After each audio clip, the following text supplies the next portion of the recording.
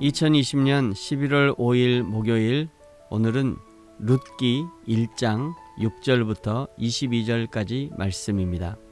19절부터 22절까지 읽겠습니다. 이에 그 두 사람이 베들레헴까지 갔더라. 베들레헴에 이를 때에 온 성읍이 그들로 말미암아 떠들며 이르기를 이가 나오미냐 하는지라. 나오미가 그들에게 이르되 나를 나오미라 부르지 말고 나를 마라라 부르라. 이는 전능자가 나를 심히 괴롭게 하셨음이니라. 내가 풍족하게 나갔더니 여호와께서 내게 비어 돌아오게 하셨느니라. 여호와께서 나를 징벌하셨고 전능자가 나를 괴롭게 하셨거늘 너희가 어찌 나를 나오미라 부르느냐 하니라. 나오미가 모압 지방에서 그의 며느리 모압 여인 룻과 함께 돌아왔는데 그들이 보리 추수 시작할 때에 베들레헴에 이르렀더라. 아멘. 유다 베들레헴의 에브랏 사람들 중에 한 사람이었던 엘리멜렉의 가족이 모압으로 이주한 지 10년 만에 남편과 두 아들을 잃고 나오미와 두 며느리만 남게 되었습니다. 룻기가 엘리멜렉의 가족을 2절에서 유다 베들레헴 에브랏 사람들이라고 소개하는 이유는 다른 사람들은 몰라도 적어도 유다 베들레헴 에브랏 사람들은 절대로 여호와 하나님을 배신하면 안 될 것이라는 기대가 있었다는 것을 보여주는 것입니다.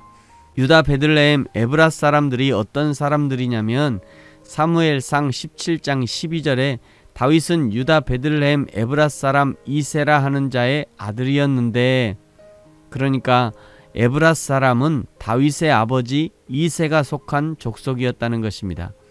이런 사람들이 이스라엘의 하나님 여호와를 버리고 모압의 신 그모스에게 간다는 것은 있을 수도 없고 상상할 수도 없는 일이라는 것을 2절에서 엘리멜렉을 소개하면서 보여주는 것입니다. 저와 여러분에게도 그리스도인이라는 이름표를 달고 어울리지 않는 일들이 있습니다. 그것이 무엇인지는 우리의 양심이 우리를 채찍하고 성경을 통해서 늘 배우고 있으며 성령께서 늘 지도해 주십니다. 성령께 늘 민감한 사람들이라면 하나님이 원치 않는 것은 그림자라도 있지 않게 하겠지만, 그러나 성령의 지도하심에 둔해진 사람들은 점점 엘리멜렉이 모압에 끌렸던 것처럼 세상과 죄에 끌리게 되는 것입니다. 10년을 모압 땅에서 호송세월을 하고 드디어 나오미가 예루살렘으로 돌아가기로 결단하고 길을 나섭니다. 그러면서 모압의 며느리 오르바와 룻도 자기 본가로 돌아가기를 허락해 줍니다. 그러자 14절에 둘 다 소리 높여 울면서 오르바는 모압 땅 친정으로 돌아가고 룻은 어머니를 따르기로 합니다. 어제도 읽었던 16절과 17절이 룻의 고백이지요. 어머니가 가는 곳에 나도 가고 어머니께서 머무시는 곳에 나도 머물고 어머니의 하나님이 나의 하나님이 될 것이며 어머니가 죽으시는 곳에서 나도 죽고 내가 죽는 일 외에 어머니를 떠나면 여호와께서 내게 벌을 내리시기 원합니다. 그리고 이 룻의 고백이 그냥 어머니 듣기 좋으라고 하는 소리가 아니라 룻의 신앙 고백이었음을 18절에서 알려줍니다. 18절, 나오미가 룻이 자기와 함께 가기로 굳게 결심함을 보고 그에게 말하기를 그치니라. 우리의 신앙생활도 굳은 결심이 필요합니다. 오른쪽 왼쪽 따져가면서 이 사람 저 사람 살펴가면서 이 교회 저 교회 비교해가면서 신앙생활 하기는 결코 쉽지 않습니다. 하나님이 만나게 하셨고 하나님이 보내셨음을 믿는다면 그 다음에는 굳은 결심이 필요합니다. 하루 이틀 1년 2년 해보다가 달면 삼키고 쓰면 뱉어버리는 그런 결심이 아니라 평생을 두고도 변함없는 결심이 필요한 것이죠.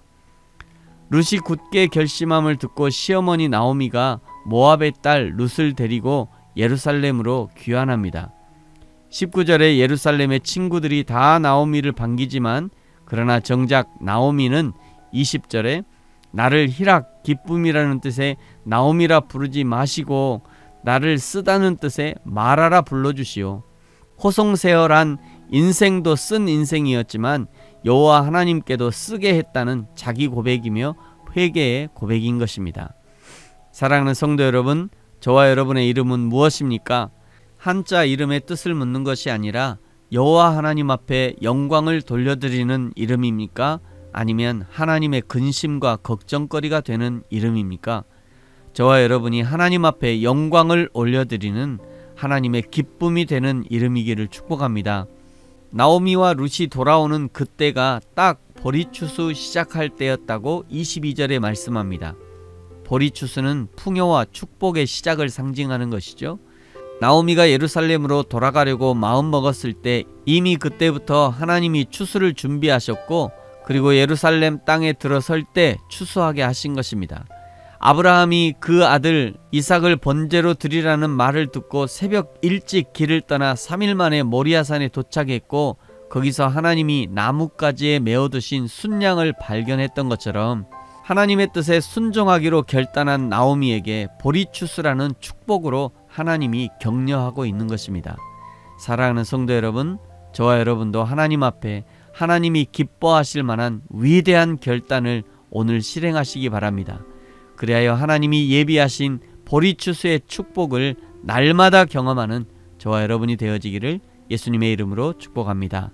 아멘.